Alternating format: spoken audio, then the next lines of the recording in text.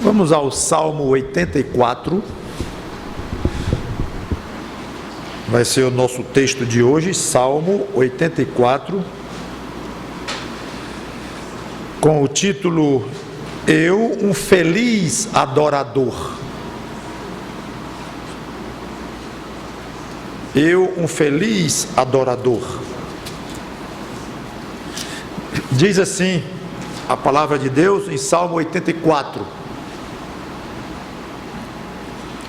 Quão amáveis são os teus tabernáculos, Senhor dos exércitos.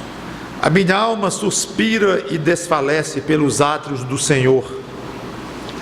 O meu coração e a minha carne exultam pelo Deus vivo. O pardal encontrou casa e a andorinha ninho para si, aonde acolha os seus filhotes. Eu, os teus altares, Senhor dos exércitos, meu Rei e Deus meu. Bem-aventurados os que habitam em tua casa, louvam-te perpetuamente. Bem-aventurado o homem cuja força está em ti, em cujo coração se encontram os caminhos aplanados, o qual, passando pelo vale árido, faz dele um manancial. De bênçãos o cobre a primeira chuva. Vão indo de força em força. Cada um deles aparece diante de Deus em Sião. Senhor, Deus dos exércitos, escuta-me a oração, presta ouvidos, ó Deus de Jacó. Olha, ó Deus, escudo nosso, e contempla o rosto do teu ungido. Pois um dia nos teus átrios vale muito mais que 1000. Prefiro estar à porta da casa do meu Deus a permanecer nas tendas da perversidade. Porque o Senhor Deus é sol e escudo, o Senhor dá graça e glória. Nenhum bem sonega aos que andam retamente. Ó Senhor dos exércitos, feliz o homem que em ti confia. Vamos orar. Obrigado, Senhor Deus, por este salmo belíssimo e que nós aprendamos dele e que nós tiremos coisas gostosas daqui, úteis para o nosso dia a dia, para a nossa convivência contigo, e que nos tornemos adoradores como este salmista era, vibrando com este fato. Em nome do Senhor Jesus Cristo te peço e te agradeço. Amém. É difícil entrar nos detalhes deste salmo, porque não sabemos o autor do salmo, não sabemos a época em que ele foi escrito, não sabemos exatamente o que ele queria dizer em algumas passagens. Uma delas aqui tem 3 interpretações diferentes, os autores não coincidem muito bem nas suas opiniões. E além de ser um salmo obviamente muito poético, isso é quase uma poesia aqui, se não uma poesia técnica, mas é poético o que ele diz e a forma como ele fala. Então, em vez de examinarmos cada versículo e irmos a detalhes, nós vamos tentar pegar o que o salmista tem para nos transmitir de importante e qual a ideia que ele quer passar. Melhor do que entrar em detalhes, como muitas vezes eu gosto de fazer nas minhas pregações. Para uns, Calvino, por exemplo, foi Davi que escreveu, mas não tem a menor prova disto. Muitos acham que foi um dos filhos de Coré, porque aqui vocês veem escrito Salmo dos filhos de Corá ou Coré. Eram descendentes de Levi e era uma turma de cantores, eles cantavam no templo. Então, não se sabe nem se foi um deles que escreveu, pelo menos era para eles cantarem este salmo no templo, mas alguns acham que foi um deles próprio que escreveu, outros acham que não tem a menor condição de saber quem foi. O fato é que, e aqui que é importante nós ficarmos com o que é claro, é que é alguém muito desejoso de adorar no templo. Isso é evidente. Aí uns dizem, não, ele está desejoso e ele realiza o seu desejo andando, indo até lá e chegando no templo, como dá a ideia aqui, lá na frente. Outros dizem, não, ele não chegou no templo, ele chegou só na imaginação dele, porque ele estava exilado, longe, morrendo de saudade do templo, com muita vontade de estar lá, já tinha ido várias vezes, então ele está recordando as suas viagens ao templo. Ele não fez mais uma vez essa viagem. Então, eu estou falando, esses detalhes nós não vamos poder extrair, mas o que importa é o que ele quis passar, o que quis dizer. Quão amáveis são os teus tabernáculos, Senhor dos exércitos. Aqui quase nada tem para o pregador dizer, além de praticamente repetir. O salmista gostava muito de estar nos tabernáculos do Senhor, no templo, para adorar. Basicamente dizer isso. Mas não é pouca coisa alguém chegar para Deus e dizer: Senhor, quão amáveis são os teus tabernáculos, como é bom estar diante de ti orando. Quando se fala em templo, em adoração no templo, no Velho Testamento ou no tabernáculo, geralmente se associa com a igreja no Novo Testamento, que é o período que nós estamos vivendo. Há uma diferença muito grande entre templo e igreja, eu não vou aqui explicar. O templo, o mais importante de se lembrar é que o templo era um lugar onde, de uma certa forma, Deus estava presente ali no Santo dos Santos. Então havia algo da própria presença de Deus ali. Numa igreja não há um local onde está a presença de Deus de uma maneira mais forte, mais específica, como lá. Hoje a presença de Deus é feita dentro de nós mesmos. Então, a rigor, cada um de nós é o templo de Deus, porque o Espírito Santo habita em nós. Mas deixando de lado as diferenças, o que tem em comum? De maneira que é próprio, quando você lê alguma coisa no Velho Testamento, falando do templo e da adoração no templo, como é o caso aqui, é próprio se lembrar da igreja. Por quê? Porque era um lugar onde as pessoas que queriam adorar a Deus se reuniam, o lugar físico onde elas se reuniam e onde elas prestavam adoração a Deus, prestavam um culto a Deus de uma maneira mais solene, uma maneira mais direta, num lugar físico e junto de outras pessoas. Nesse aspecto, a igreja não deixa de ser uma semelhança, porque é um lugar físico onde nós nos reunimos com outras pessoas para adorar a Deus de uma maneira também mais específica, ouvindo uma pregação, cantando conjuntamente todos nós a Deus, participando da ceia, comungando uns com os outros. Então este aspecto é comparável a uma semelhança. Então, quando eu falar aqui daqui para frente, quando eu falar em templo e falar em igreja, lembre-se das diferenças, pelo menos da grande diferença que eu falei, mas também desta semelhança, que é o que nos interessa mais aqui. Por isso é que eu vou perguntar: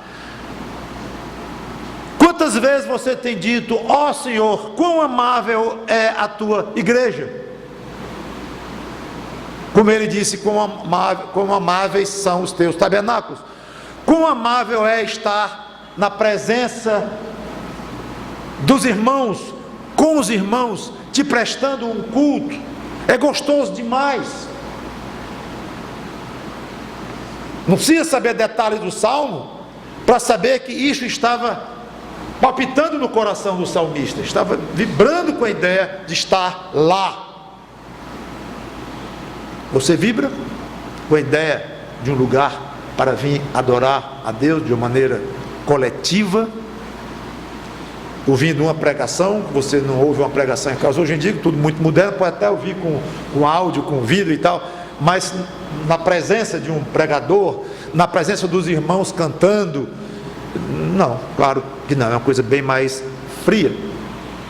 E uma igreja serve também não só para adorar na forma de ouvir uma pregação e orar em conjunto, mas como acabamos de fazer agora, nos reunirmos e abrir o coração uns aos outros. Isso é igreja. Você lamenta quando não pode vir adorar a Deus na sua igreja, como esse salmista aqui estava profundamente sentido, porque de alguma forma não podia adorar. Porque diz aqui no versículo 2, né? Observaram o que ele disse: minha alma, meu coração e minha carne.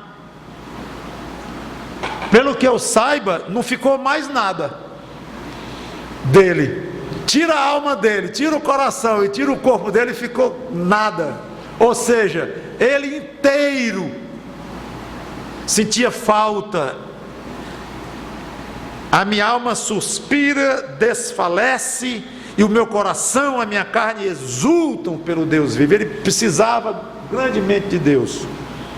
O grande C.S. Lewis chamou isso aqui de apetite de Deus. Expressão curiosa, forte. E ele disse um apetite até físico, porque ele fala no corpo. Então não é no sentido de mastigar e deglutir, claro que não, mas um apetite mostrando um desejo, uma necessidade até física, porque ele fala que o meu corpo exulta todo. Então acho que o que nós mais importante devemos pensar aqui na aplicação é o quanto você necessita disso, você precisa de Deus, precisa de Deus. 8h30, acho que eu vou para o culto hoje, chovendo, eu tenho um guarda-chuva, eu não gosto de me molhar, o trânsito fica ruim, eu vou, ou não vou. É impressionante que às vezes tanto faz decidir ir como não ir. É interessante isso. E se você está aqui com o coração quase igual a se tivesse decidido, quase por acaso, vou não, as nuvens escuras ali, eu acho que vai piorar a chuva, vou não, não vou, tanto faz ir, aproveita e vou mesmo, porque eu tenho até que levar um negócio para o fulano, eu estou com um caderno dele que ele esqueceu na igreja, eu vou dar para ele, é mesmo, passa na casa do fulano para pegar não sei o que e tal, é bom, eu vou ao culto sim. É isso que lhe traz para o culto. Aí ele mostra aqui inveja dos passarinhos, notou isso? O pardal encontrou casa e andorinha ninho para si, onde acolhem os teus filhotes, os teus altares, Senhor dos exércitos, Rei meu e Deus meu. Alguns acham o seguinte, que ele está com inveja dos passarinhos, porque fazia os ninhos nos prédios do templo. Não é exatamente claro, mas muitos comentaristas acham isso, porque ele vai já falar no outro tipo de inveja que ele tinha com relação a pessoas no templo.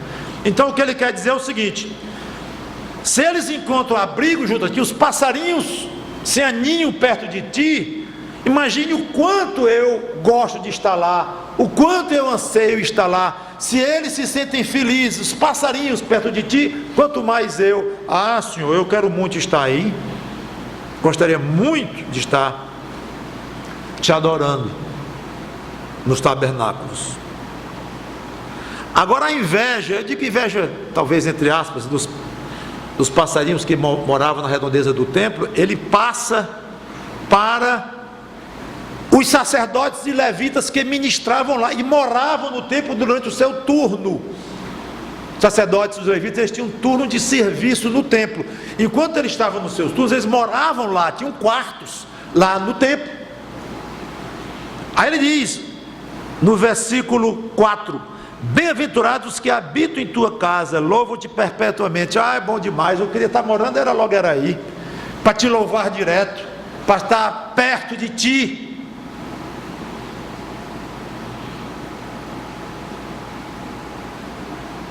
Você sente inveja, com aspas ou sem aspas, de quem tem condições de se dedicar mais para as coisas de Deus?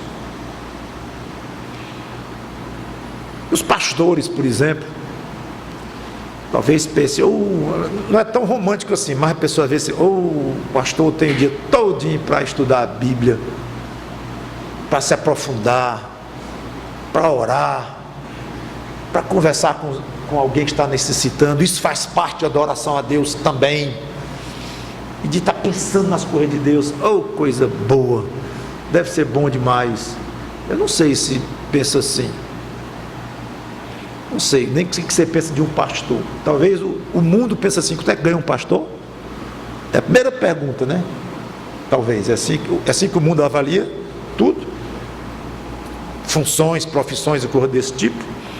E até isso está complicado, porque tem uns que se chamam de pastores que estão aí bilionários com dinheiro praticamente roubado dos chamados fiéis, coitados, que são fiéis a eles e infiéis a Deus, com certeza. Mas eu não sei se alguma vez já passou isso no seu coração. A fulana está aposentada, não é pastor, nem é pastora, a Bíblia não aceita pastora, e nem eu quero ser pastor, nem pastora, mas a fulana agora tem tempo, ela disse lá na igreja que ela tem tempo de pensar nas coisas de Deus, de ler os livros que ela gostaria de ler, está aprofundando em leituras mais densas sobre Deus. Deve ser bom, quando eu me aposentar eu acho que eu vou ter mais tempo para Deus, porque deve ser muito gostoso. O que eu quero perguntar é se isso tem passado no seu coração, porque o salmista estava com inveja até dos passarinhos, que tinham os ninhos perto do templo de Deus, ou do próprio templo de Deus, e agora já estava dizendo, bem-aventurados os que habitam, e fica logo aí te louvando o tempo todo. É esse pensamento que ele quis passar, e que eu passo para você. Você procura, dentro das suas limitações, aumentar o seu nível de adoração a Deus? 5 e 7. Bem-aventurado o homem cuja força está em ti, cujo coração se encontra os caminhos aplanados, o qual, passando pelo vale árido, faz dele um manancial, de bênçãos o cobre a primeira chuva, vão indo de força em força, cada um deles aparece diante de Deus em Sião.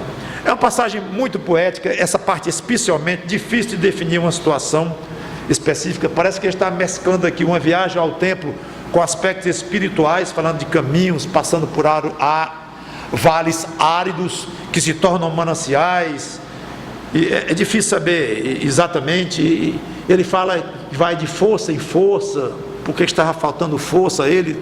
Será que era durante a viagem ao templo, ou talvez na vida dele mesmo? Talvez ele visualize a chegada no templo, quando ele aparece diante de Deus para fazer a sua oração, versículo 7. Vão indo de força em força, cada um deles aparece diante de Deus em Sião.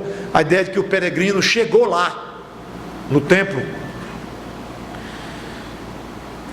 Na Nova Versão Internacional, essa frase da força diz assim, no versículo 7, a primeira parte: como são felizes os que em ti encontram sua força, e os que são peregrinos de coração. Eu achei muito bonito. O outro diz, em cujo coração se encontram os caminhos aplainados. É bem diferente. E aí vai para o hebraico, palavras que se parecem, e há dificuldades aí interpretativas. Seja como for, lá vem a ideia básica que nós podemos ficar com ela. O homem que descansa em Deus, que adora a Deus, que faz da sua adoração a Deus uma coisa muito séria na sua vida, esse homem tem o coração em paz. Esse é o ponto. E se há vales áridos na sua vida, Deus enche esses vales, enche de água, se tornam mananciais. E ele fala em força aqui, força, o que não é de admirar, porque todo homem é frágil. Se ele está falando da dificuldade física de chegar no templo durante a viagem, estava cansado e ia, ou da vida mesmo, o fato é que é muito apropriado eu perguntar: você tem encontrado forças nos dias de fraqueza? Não é só dizer Deus é minha força, não é só decorar. Aliás, esse salmo ele existe até em música, né? Ele é musicado, inclusive. Podemos até cantar breve aqui, é muito bonito. Então não é só cantar, não é só ler livros de pessoas dando belos testemunhos de força na hora de grandes dificuldades. Isso faz bem a nós lermos essas coisas e cantarmos essas coisas, mas a pergunta mesmo é: você tem de fato sentido dentro do seu corpo da sua alma, força. Senhor, hoje eu estou forte. O problema de ontem é o mesmo, até piorou com esse telefonema que eu acabei de receber. Mas eu me sinto forte em ti, tenho uma alegria aqui dentro, eu sei lá o que é isso, sabe? Sei lá a maneira de dizer, sabe? Se você é crente, anda comungando com Deus de maneira correta, anda pedindo a Ele ajuda, pedindo força, tem adorado a Deus de maneira séria na sua vida, você sabe de onde vem essa força? Sim, vem do Deus que você adora. Agora é interessante saber se você tem tido experiências de ter essa força e dizer: não, eu tive, aliás, várias vezes eu passei por isso. Passo de vez em quando, eu sei o que é ter essa força espiritual, porque se você não sabe, provavelmente a sua adoração a Deus está deixando muito a desejar, está sendo uma adoração talvez fria, distante, ritualística, não sei, mas se você adora a Deus de uma maneira muito séria, você vai ter força dentro de você. E você tem vivido por situações, que é quase a mesma pergunta de outra forma, de situações áridas na sua vida serem transformadas em mananciais de águas. Você tem tido essa experiência?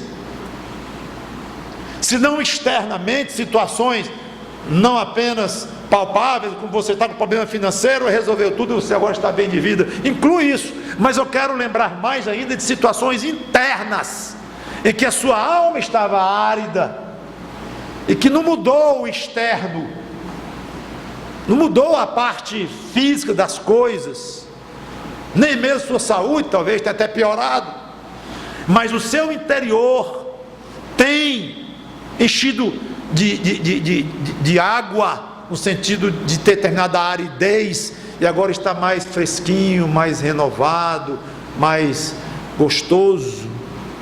Acabou aquela sequidão, você está mais saciado, bebendo a água da vida dentro de você. Jesus Cristo disse que iria jorrar no nosso interior rios de água viva, falando do efeito do Espírito Santo no nosso coração.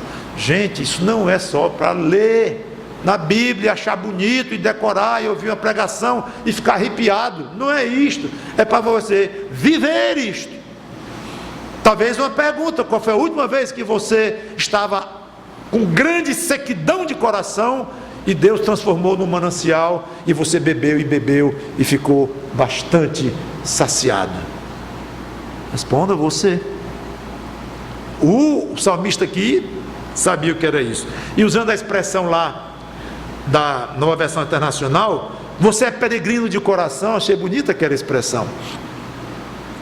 Onde quer que esteja, qualquer hora do dia, em qualquer situação, você está sempre procurando estar diante de Deus, adorando a Deus em espírito, peregrinando até o trono dele, orando diante dele, mesmo com alguma outra atividade, mesmo em uma situação que não seja no prédio da igreja ou numa reunião da igreja, está sempre pensando nele, adorando a Deus. Seja um adorador contínuo de Deus. Você não se transforma no adorador quando passa daquele portão aqui da igreja, não, sabia? Agora você ficou um adorador. Eu vou adorar a Deus ali no templo. Ótimo que você vem no templo, digo, no prédio da igreja, mas quer dizer que você sai do portão e o adorador você deixou lá até de noite, domingo, até o outro domingo, quando você vier. Você deve ser um adorador constante, tomando banho, enquanto o sono vem, na insônia da madrugada, esperando o ônibus, almoçando. Você deve ser um adorador de Deus, dando uma pisa no filho, o dia inteiro. Você deve ser um adorador de Deus. Aí ele chega no templo e faz uma oração. Parece que ele chega no templo, no caso que Deus contemple o seu ungido. A maior parte aqui dos estudiosos acha que se refere ao rei, no caso o rei de Israel, que Deus proteja o rei, que é o escudo deles e tal. Não vou desenvolver. Versículo 10, famosa esta passagem: pois um dia nos teus átrios vale mais que 1000. Prefiro estar à porta da casa do meu Deus, a permanecer nas tendas da perversidade. Para ele fica em segundo plano os dias em que ele não adorava a Deus de uma maneira formal, no templo, em primeiro lugar. E em segundo lugar, no dia a dia da vida dele, ele não queria estar na tenda da perversidade. O que significa isso? Estar no meio do mundo. Não é ele sendo perverso diretamente. Ele fala aqui, eu não quero estar nas tendas da perversidade, ou seja, debaixo do mesmo teto, em comunhão com pessoas que estão cercadas de incredulidade ou perversidade ou iniquidade. É isso que ele quer dizer. Lembrando o Salmo 1, a companhia, ele quer boas companhias, ele não quer companhias e está numa tenda, num local onde a perversidade impera, como acontece no mundo, de uma maneira geral. Então aqui é uma comparação, que ele faz um contraste entre os lugares em que ele prefere frequentar e viver, em comparação com outros lugares que ele não quer frequentar, não quer viver, lugares do mundo, lugares onde a perversidade é de uma maneira mais explícita, e prefere um dia nos átrios do Senhor, no templo, adorando a Deus, do que 1000 dias comuns.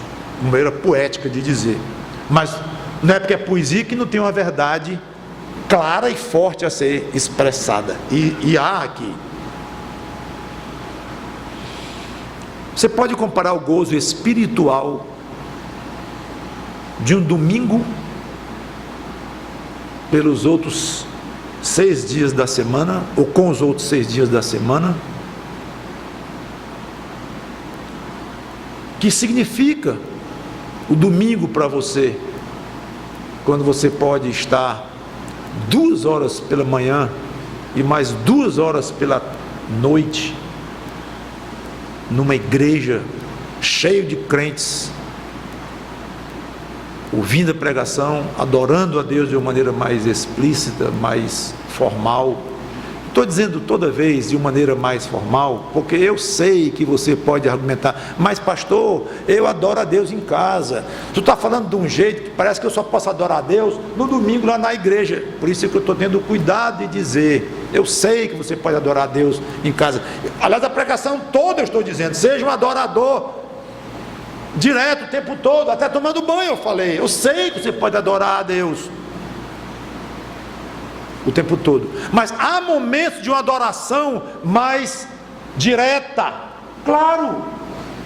Você não pode comparar a maneira que você adora a Deus cantando um hino, tomando um banho debaixo do chuveiro, e você está aqui num culto ouvindo uma pregação ou cantando um hino com um belo coro dos irmãos. É diferente. Então o efeito na vida de um crente de estar junto com outras pessoas adorando a Deus e ouvindo a palavra de Deus, isso não mudou com o tempo.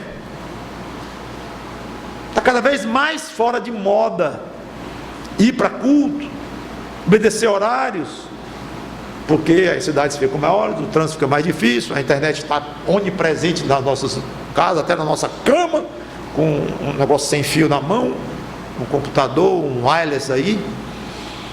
Então fica meio assim, o pastor que insiste muito porque os crentes venham no domingo, fica um pouquinho fora de moda. Esse pastor está fora hoje em dia, né? Não, tem até igreja virtual, né?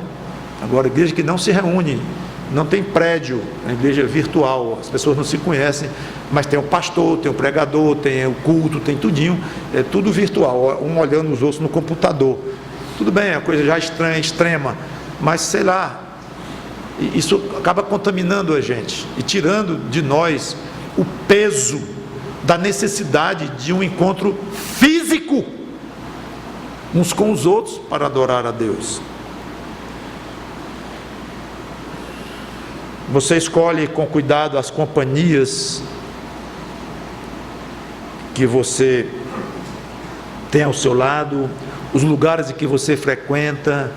Cuidado com as tendas da perversidade Isso significa, talvez a expressão seja muito forte, mas pastor, eu não ando com ninguém perverso, aí com alguém que maltrata uma criança, que tira pirulito da boca de uma criança, um assassino. Eu não gosto desse tipo de companhia. Não é isso. Qual é a diferença entre a companhia de uma pessoa, aliás, até muito educada, muito culta, cheia de dinheiro talvez, mas com a boca suja, com o coração longe de Deus, um adúltero, que onde anda é uma mulher diferente? Qual a diferença? Talvez muito melhor um malvado mesmo, que tira o pirulito da boca de uma criança. É muito menos perigoso do que um camarada desse. Então, quando ele fala aqui em tendas da perversidade, é isto, é a companhia, é os lugares que você vai, as pessoas com as quais você se cerca, é isso que ele quer dizer. Então, fica o desafio. Você tem escolhido a dedo? Não, eu não vou naquele lugar mais. Aquele tipo de reunião eu não vou mais. Não vou. Aquelas pessoas, eu não me cerco mais delas. Não quero, porque estou me sentindo como se estivesse numa tenda da perversidade, porque ali só se fala coisa que desagrada a Deus. Que tenda é essa? Não, eu vou para uma tenda onde as pessoas adoram a Deus. Decisão sua. Jesus Cristo não vai pegar no seu braço fisicamente e dizer venha para cá, ou não deixe, ou não vá para lá, ou vá para ali. Ele não vai fazer isso. Ele lhe dirige, ele lhe orienta e deixa que você decida onde é que você vai. Por fim, versículo 11, porque o Senhor Deus é sol. Agora vem as qualificações de Deus. Sol, no sentido de iluminar e mostrar o caminho. Escudo, proteção, óbvio. Concede graça. Os favores que Deus faz a nós estão muito acima dos nossos merecimentos. E o mais curioso aqui é concede glória. Você consegue ver glória em si mesmo pelo fato de ser um filho de Deus? Eu? Tendo glória? Um pecador como eu? Pastor, quem sou eu? Eu não vou pensar tão alto assim de mim mesmo. Mas é pensar bíblico de si mesmo. Você vê glória em si mesmo. Não uma glória que vem de você. Não uma glória oriunda de qualidades inerentes ao seu coração. Você é fraco disso. Eu também. Mas uma glória recebida de Cristo. E por causa de Cristo. Que o crente tem glória? Tem. Hoje é um filho de Deus, é alguém justificado pela fé em Jesus Cristo, é alguém para o qual Deus olha e não vê pecado algum, porque Cristo o justificou, Cristo lavou com o próprio sangue dele os pecados desse crente. Curioso é que essa noção que você tem glória pelo fato de ser filho de Deus joga sobre você uma responsabilidade. Eu tenho que ser coerente com a glória que o meu Deus me deu em Cristo. Será que eu estou fazendo, me comportando, sendo o filho de Deus à altura do nome? O que eu estou falando, as pessoas com as quais eu me associo, as coisas que eu pratico são próprias de alguém que tem a glória de Cristo sobre si próprio. Então não é questão de você, eu sou muito humilde, então não vou dizer que eu tenho glória, que eu seria me gabar muito. Depende do seu coração e da maneira como você vê isso, porque você tem glória sim, como filho de Deus, e faça por onde, e respeite, considere o fato que você tem esta glória. E vai ter muito mais, obviamente, na eternidade, quando teremos corpos glorificados, arrancado de nós todo o coração ruim, malícia e maldade, que hoje, infelizmente, ainda temos e nos atrapalha demais. Mas é muito curioso esse detalhe aqui, dizer que Deus concede glória para os seus. E concede bens aos que andam retamente. Concede graça, concede glória, concede bens. Deus é um doador, é um Deus doador que dá. E encerra ao Senhor dos Exércitos. Conclusão, né? Feliz é o homem que confia em ti. Um bom teste para medir a sua confiança em Deus. Você se sente feliz? Um bom teste. Feliz o homem que confia no Senhor. Sendo feliz? Mais ou menos. Talvez mais para menos do que para mais. Então a sua confiança em Deus muito provavelmente está mais para menos do que para mais. Porque a Bíblia diz que quem confia para valer é feliz. E você não consegue dizer que é. Então vamos lá, quem está errado? Você ou a Bíblia? Adivinha? Eu sei que essa questão de felicidade é muito complexa. A própria questão de confiança é muito complexa. Eu acho que nenhum de nós confia em Deus 100%.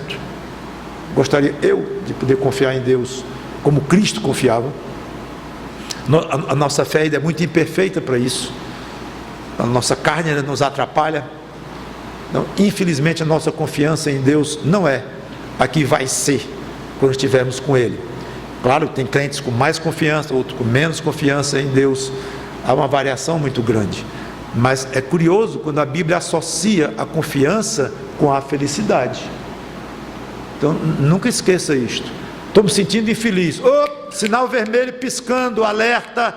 Sua confiança em Deus está na reserva. Não, mas eu confio muito em Deus. Infeliz? Tem uma coisa errada. Agora, repito, tem que examinar com cuidado essa questão de infelicidade. Você pode estar com um problema na sua saúde e se sentindo infeliz, está sem vitamina, está com uma virose e está com dengue e se sente deprimido. Então, cuidado ao examinar esta questão. Mas, tomando as devidas precauções, de uma maneira mais profunda, a Bíblia diz: feliz o homem que confia no Senhor. Procure associar e estudar a si próprio nessa questão dupla, felicidade e confiança em Deus. Sempre peça mais confiança em Deus, mais, mas nunca deixe de pedir. Seja inconformado com a quantidade de confiança que você tem em Deus. Nunca se conforme nesta vida. Peça mais e mais e mais. E com certeza, à medida que essa confiança vai aumentando, você vai se sentindo alguém mais feliz. Feliz em Cristo. Vamos orar. Obrigado, Senhor Deus, por este salmista que, inspirado pelo Teu Santo Espírito, escreveu este belo texto aqui. Não entendemos 100% tudo o que ele quis dizer, pela dificuldade da língua, da época que passou, da indefinição de datas e autoria e tudo, mas não importa, o que fica claro é muito bonito e muito evidente o que nós podemos aproveitar deste salmo. Nos ajuda na nossa confiança em Ti, nos ajuda na nossa vontade de Te adorar cada vez mais, independente da nossa idade, da nossa função, da nossa profissão, do nosso sexo, da nossa circunstância de vida, não importa, mas que sejamos adoradores Teus, de manhã, de tarde e de noite, até dormindo, que possamos Te adorar. Em nome do Senhor Jesus Cristo, Te peço e Te agradeço. Amém.